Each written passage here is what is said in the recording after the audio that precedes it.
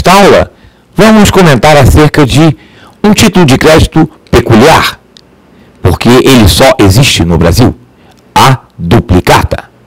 A duplicata é um título de crédito causal, diferentemente daqueles outros que comentamos anteriormente, como o cheque, a nota promissória e a letra de câmbio. A duplicata não é um título abstrato. A duplicata é causal. O que significa ser causal? Significa que a circulação deste título está vinculada à origem. E qual é a origem da duplicata? A duplicata se origina de uma transação de compra e venda a prazo.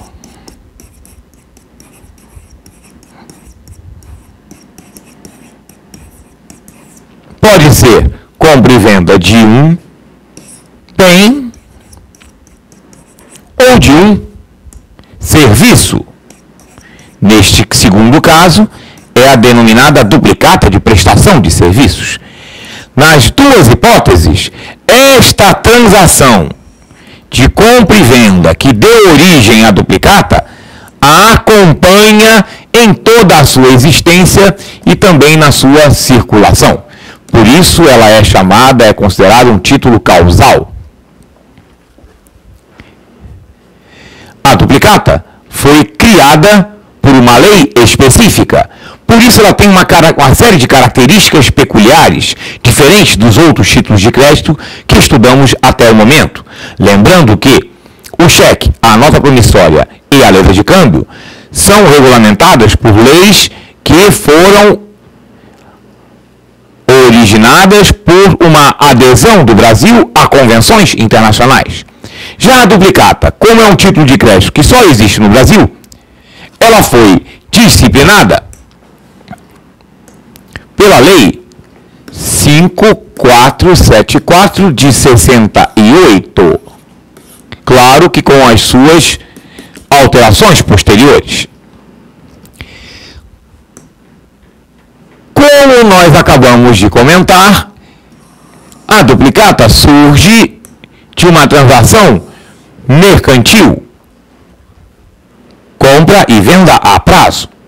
E aí nós precisamos, antes de entrar nas características da duplicata, perceber os documentos que são envolvidos numa transação de compra e venda mercantil.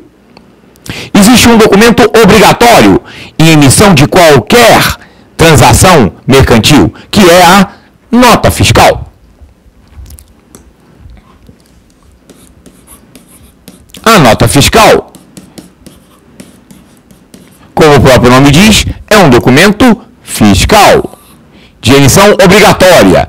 Representa a transação de compra e venda mercantil, independentemente de se essa transação ocorreu à vista ou a prazo. Se ela tiver ocorrido a prazo, poderá ser emitida a fatura.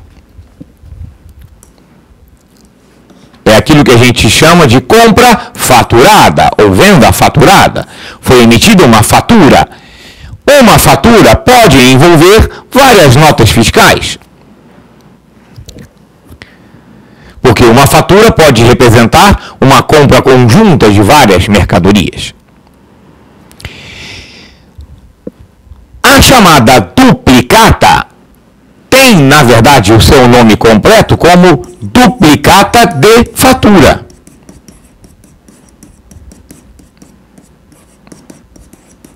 A duplicata é extraída da fatura. Representa uma cópia, uma duplicação da fatura. Só que não é uma cópia simples, porque a fatura não é um título de crédito. A fatura é um documento que representa aquela transação mercantil que foi feita a prazo. A duplicata que é extraída da fatura, esta sim representa um título de crédito. Uma mesma fatura pode dar origem a várias duplicatas, porque nós podemos ter, por exemplo, uma compra faturada com mais de uma data de vencimento. Então, uma compra faturada que admite 3 pagamentos, por exemplo, em 30, 60 e 90 dias, desta única fatura serão emitidas 3 duplicatas, uma para vencimento em 30 dias, outra para vencimento em 60 e outra para vencimento em 90. O total daquelas duplicatas vai representar o valor da transação mercantil que foi feita a prazo e sobre a qual foi emitida a fatura. Então, você pode ter, de uma fatura, várias duplicatas. Entretanto, cada duplicata só pode estar representando uma única fatura, porque é a duplicação daquela transação mercantil de compra e venda a prazo. Vamos ver, então, os requisitos essenciais da duplicata, estabelecidos pela Lei 5474 de 68.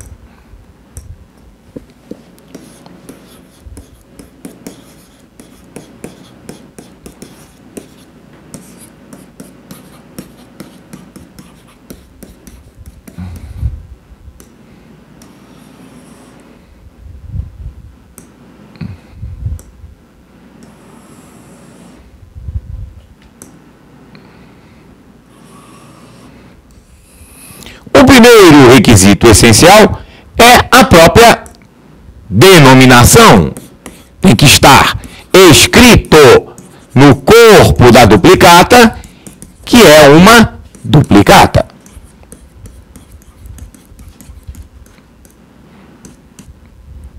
A duplicata também é um título que tem cartularidade. Ela é um papel, um documento físico que pode ser transferido por endosso.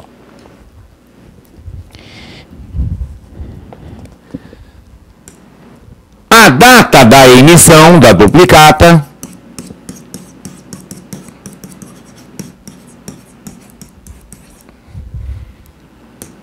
o número de ordem é a duplicata número tal, até para poder caracterizar no caso do protesto e da execução.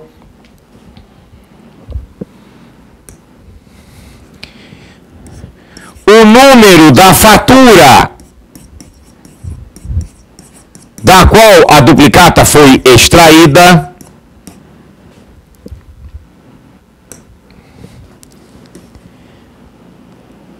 A data de vencimento.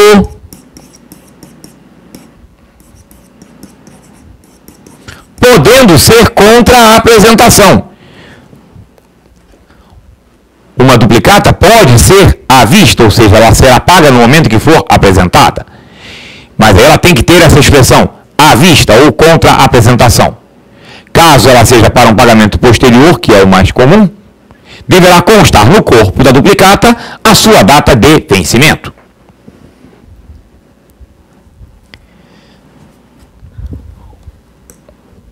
O valor a ser pago, a importância,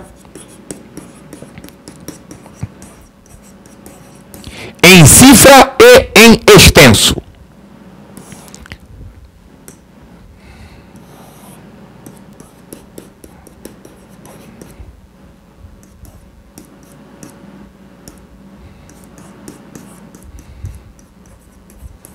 A Lei 5474/68 não estabelece a possibilidade de ter apenas um valor ou dizer que um prevalece sobre o outro. Não existe isso na duplicata. Continuando com os requisitos essenciais da duplicata.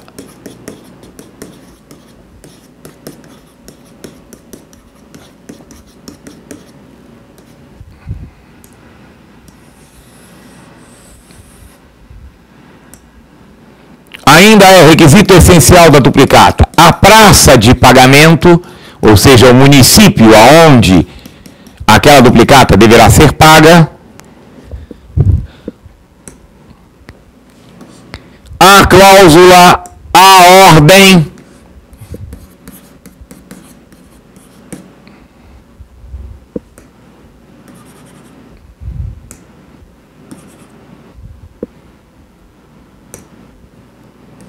diferentemente de outros títulos de crédito, a duplicata não admite expressão não à ordem. A duplicata é transferível por endosso em preto.